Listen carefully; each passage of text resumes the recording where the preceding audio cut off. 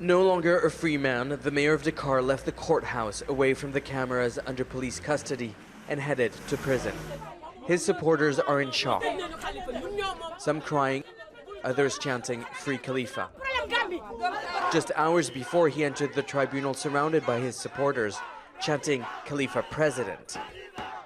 Khalifah Sall is the country's most influential politician. Once an ally of President Macky Sall, he now leads the opposition and has turned into the president's main political rival. But state-appointed prosecutors also say he embezzled $2.8 million of public funds. It's a charge he denies. We are fed up with attacks. This is all lies. Just because he doesn't agree with the government doesn't mean he should end up in jail. We have to support him, and if they continue to harass him, we will fight back.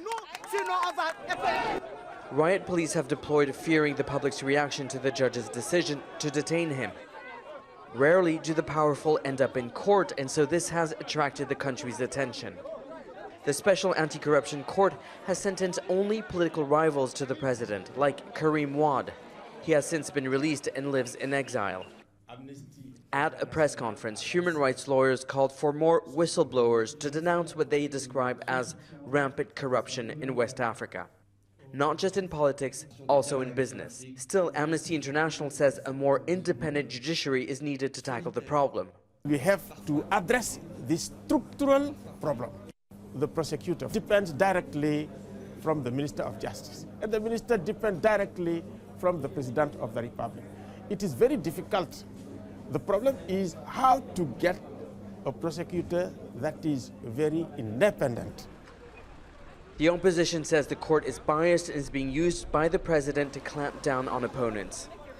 This comes just months before a parliamentary election, and for President Macky Sall and his government, it's a way to show that they're clamping down on corruption. For the opposition, it's a way to elicit sympathy from the public for a leader that remains popular, especially here in the capital.